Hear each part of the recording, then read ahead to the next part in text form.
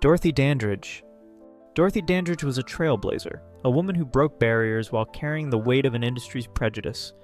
Born in the early 20th century to a mother of African American and European descent, Dorothy's beauty and talent were undeniable. She became the first black woman to be nominated for a Best Actress Oscar for her role in Carmen Jones, yet her success came at a steep price. Hollywood saw her as an anomaly, a star who could not be fully embraced because of her race.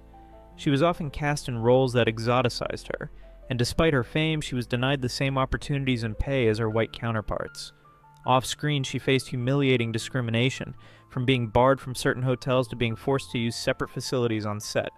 Dorothy's personal life was equally tumultuous, marked by financial struggles and emotional turmoil. Her story is one of triumph and tragedy, a reflection of the systemic barriers that even the most talented could not escape. Dorothy's legacy is not just her groundbreaking career, but the painful reminder of how far Hollywood had to go to truly embrace diversity. Eartha Kitt. Eartha Kitt's life was a study in resilience, a journey from the depths of poverty to the heights of stardom. Born in the late 1920s on a cotton plantation in South Carolina, Eartha was the daughter of a black mother and a white father, a heritage that made her a target of rejection from both sides of the racial divide. Her childhood was marked by abandonment and hardship, yet her talent and determination propelled her to fame. Known for her sultry voice and magnetic presence, Eartha became a global sensation, starring in films, Broadway productions, and even as Catwoman in the 1960s Batman series. However, her mixed-race identity was both a blessing and a curse. While it gave her a unique look that captivated audiences, it also made her a target of prejudice. In the 1960s, her outspoken criticism of the Vietnam War led to her being blacklisted in the United States, forcing her to rebuild her career in Europe. Eartha's story is one of defiance, a refusal to be silenced or defined by others. She was not just a performer, but a force of nature, a woman who demanded to be seen and heard on her own terms. Freddie Washington. Freddie Washington was a woman ahead of her time, a light-skinned black actress who refused to pass as white in an era when doing so could have guaranteed her stardom. Born in the early 20th century, Freddie's mixed-race heritage was both her greatest asset and her biggest obstacle. She is best remembered for her role in Imitation of Life, where she played a mixed-race woman who chooses to pass as white to escape the limitations of her identity. Off-screen, Freddie made a different choice. She embraced her black heritage and became an outspoken advocate for racial equality. Her refusal to deny her identity limited her opportunities in Hollywood, where roles for black actresses were scarce and often demeaning.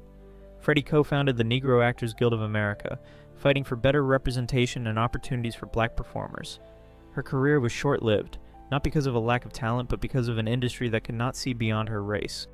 Freddie's story is one of quiet courage, a reminder that sometimes the most revolutionary act is simply to be yourself in a world that demands otherwise. Rita Hayworth. Rita Hayworth, born Margarita Carmen Cancino in the early 1910s, was Hollywood's ultimate reinvention. She was the daughter of a Spanish flamenco dancer and an Irish-American mother, a heritage that gave her striking features but also made her a target for Hollywood's rigid beauty standards. Early in her career, studio executives decided that her Spanish identity was a liability. To transform her into the quintessential American star, they subjected her to a grueling physical transformation. Her naturally dark hair was dyed a fiery red, and her hairline was painfully altered through electrolysis to make her appear more Anglo. Even her name was erased. Margarita Cancino became Rita Hayworth, a name that erased her Spanish roots entirely. Behind the glamour, Rita struggled with the pressure to conform to an image that wasn't her own. Few know that she was one of the first actresses to speak openly about the emotional toll of being typecast as a sex symbol, a role she never fully embraced. Her story is a haunting reminder of how Hollywood's obsession with image forced stars to erase their true selves to fit an impossible mold. Rita's transformation wasn't just physical, it was a complete erasure of her identity. Lena Horne. Lena Horne was a force of nature, a woman who refused to be silenced in an industry that had tried to confine her. Born in the late 1910s to a mixed-race family with African American, Native American, and European roots, Lena's beauty and talent were undeniable. She became one of the first black actresses to sign a long-term contract with a major Hollywood studio, but her journey was anything but smooth. Hollywood saw her as too light to play stereotypical black roles and too dark to be cast as a leading lady. This left her in a liminal space, where she was often relegated to singing performances that could be easily cut from films when shown in the segregated South. What many don't realize is that Lina was also a fierce activist. She used her platform to fight against racial discrimination, refusing to perform for segregated audiences and working closely with civil rights organizations. Her career was a balancing act between her artistry and her activism, and she paid a steep price for her outspokenness. Lina's story is one of resilience, a woman who refused to compromise her identity or her principles, even when it cost her professionally. Anthony Quinn. Anthony Quinn's life was as complex and multifaceted as the characters he portrayed on screen. Born in the mid-1910s in Mexico to a Mexican mother and an Irish father, Anthony's mixed heritage shaped his identity and his career. Hollywood, however, saw him as a blank slate, casting him in a dizzying array of ethnic roles, from Greek to Arab to Native American. While this versatility made him a star, it also highlighted the industry's refusal to see him as anything other than exotic. Few know that Anthony's early life was marked by poverty and struggle. He worked as a street preacher and even considered becoming a priest before turning to acting. His breakthrough came when he won 2 Academy Awards for Best Supporting Actor, but even then he was often typecast in roles that emphasized his otherness. Behind the scenes, Anthony was a vocal advocate for Latino representation in Hollywood, challenging the industry's narrow portrayal of his culture. His story is one of triumph and frustration, a man who achieved greatness but never stopped fighting for the right to be seen as more than a stereotype. Ramon Novarro. Ramon Novarro was one of the first Latin American actors to achieve international stardom, but his story is one of both triumph and tragedy. Born in the late 1890s in Mexico to a family of mixed Spanish and indigenous heritage, Ramon's rise to fame was meteoric. He became a silent film icon, often cast as the Latin lover, a role that both celebrated and confined him. His breakout role in Ben-Hur made him a household name, but it also cemented his image as an exotic heartthrob. What many don't know is that Ramon faced immense pressure to conform to Hollywood's expectations, both professionally and personally. Behind the scenes, he struggled with his identity in an industry that demanded perfection and secrecy. As the silent era gave way to talkies, Ramon's career began to decline, and he found himself increasingly marginalized. His life serves as a stark reminder of how quickly Hollywood can turn its back on its stars. Ramon's legacy is both inspiring and heartbreaking, a man who broke barriers but paid a steep price for his success in an unforgiving industry. Raquel Welch. Raquel Welch, born Jo Raquel Tejada in the early 1940s, was a Hollywood icon who redefined beauty standards, though few realized the complexity of her heritage. The daughter of a Bolivian father and an American mother of English descent, Raquel's mixed-race identity was carefully concealed by the studios. Early in her career, she was advised to drop her last name, Tejada, to avoid being typecast or dismissed due to her Latina roots. This erasure of her heritage was a calculated move to fit her into Hollywood's narrow definition of marketable beauty. Raquel's rise to fame came with her breakout role in 1 Million Years BC, where her image as a sex symbol overshadowed her talent and heritage. What many don't know is that Raquel privately embraced her Bolivian roots, even as Hollywood demanded she suppress them. She later spoke about the challenges of navigating an industry that forced her to choose between her identity and her career. Raquel's story is one of quiet defiance, a woman who succeeded on her own terms while carrying the weight of an identity she was told to hide. Her legacy is a reminder of the sacrifices demanded by an industry obsessed with appearances. Nina Mae McKinney. Nina Mae McKinney was a trailblazer, a woman whose talent and charisma lit up the screen during a time when opportunities for black actresses were almost non-existent. Born in the early 1910s to a mixed-race family in South Carolina, Nina's big break came when she was cast in Hallelujah, one of the first all-black films produced by a major studio. Her performance was electric, earning her the nickname the Black Garbo for her beauty and screen presence. Yet Hollywood's systemic racism quickly became an insurmountable barrier. Despite her talent, Nina was relegated to minor roles or cast in films that perpetuated stereotypes. Frustrated by the lack of opportunities, she left the United States and found success in Europe, where her talent was more appreciated. What many don't realize is that Nina was one of the first black actresses to sign a contract with a major studio, a groundbreaking achievement that was ultimately undermined by the industry's refusal to fully embrace her. Nina's story is one of brilliance and heartbreak, a reminder of the immense talent that was stifled by Hollywood's prejudices during its so-called golden age. Dolores Del Rio. Dolores Del Rio was a trailblazer, a woman whose beauty and talent captivated audiences on both sides of the border. Born in the mid-1900s in Mexico to a family of Spanish and indigenous heritage, Dolores became one of the first Latina actresses to achieve international stardom. Her rise to fame in silent films and early talkies was meteoric, but her success came with its own set of challenges.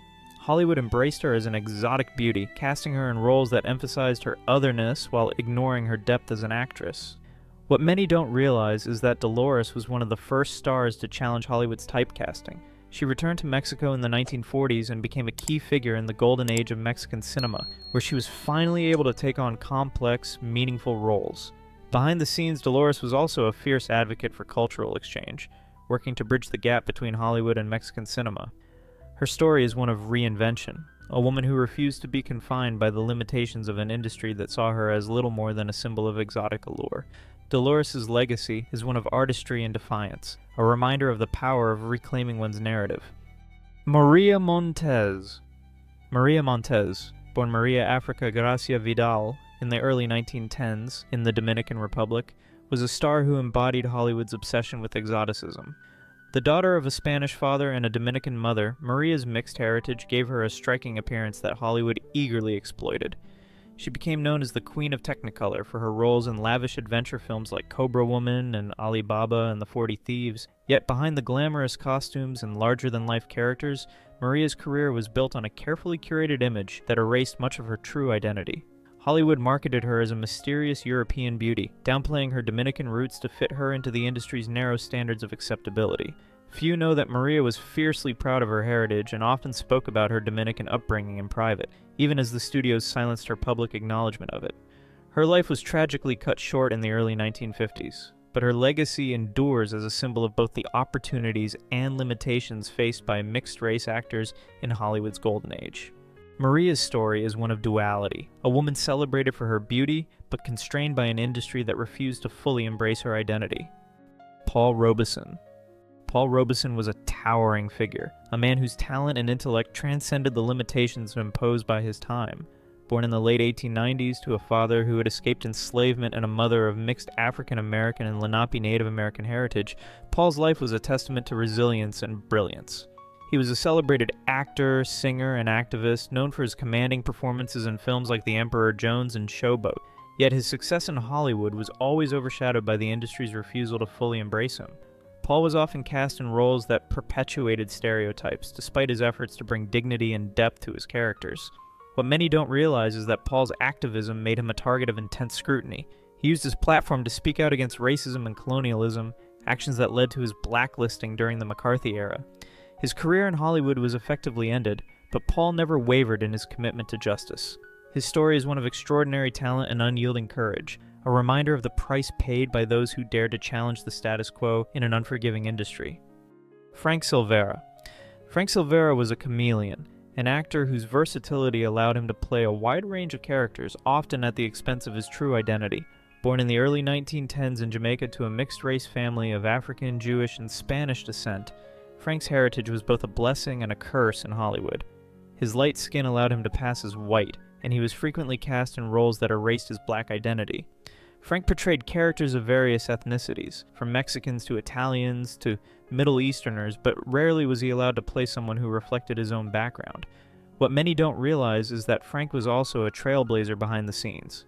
He co-founded the Theater of Being, a company dedicated to showcasing the work of black playwrights and actors, at a time when such opportunities were almost non-existent. Despite his success, Frank's career was marked by the constant tension between his public image and his private identity. His story is one of quiet rebellion, a man who used his talent to navigate an industry that demanded conformity while working tirelessly to create space for others. Frank's legacy is a testament to his artistry and his commitment to representation. Myrna Loy. Myrna Loy, often remembered as the epitome of elegance and sophistication, carried a secret that Hollywood never fully acknowledged. Born in the early 1900s in Montana, Myrna's heritage included Welsh, Scottish, and Native American ancestry, a fact that was quietly downplayed by the studios. Early in her career, her striking features led to her being typecast in exotic roles, often portraying Asian or Middle Eastern characters in films like The Mask of Fu Manchu. These roles were a double-edged sword. While they gave her a foothold in Hollywood, they also perpetuated harmful stereotypes. What many don't realize is that Myrna actively fought against these portrayals as her career progressed. She became one of the first actresses to refuse roles that demeaned or caricatured other cultures, a bold move in an industry that thrived on such depictions. Off-screen, Myrna was a vocal advocate for civil rights, using her platform to challenge racial prejudice during a time when few in Hollywood dared to speak out. Her story is one of transformation, a woman who rose above the limitations imposed on her to become a symbol of grace and integrity. Myrna's legacy is a reminder of the quiet battles fought by those who refused to conform to Hollywood's narrow vision.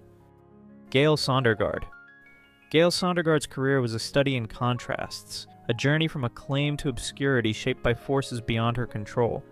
Born in the late 1890s in Minnesota to a family of Danish and Jewish descent, Gail's mixed heritage gave her a unique look that Hollywood eagerly exploited. She became the first actress to win an Academy Award for Best Supporting Actress, earning the honor for her role in Anthony Adverse. Yet her success came with a price. Gail was often cast as the exotic villain, a trope that both elevated her career and confined her to a narrow range of roles. What many don't know is that Gail's career was derailed in the 1950s during the Red Scare, when her husband, screenwriter Herbert Biberman, was blacklisted for his political beliefs. Gail stood by him, refusing to denounce him or his work, a decision that effectively ended her time in Hollywood. Her story is one of loyalty and resilience, a woman who sacrificed her career for her principles. Gail's legacy is a testament to the strength it takes to stand firm in the face of an industry that demanded silence and conformity. If you enjoyed this video, please leave a like and comment. Also, consider subscribing and hitting the notification bell to get notified of our newest videos. Thanks for watching.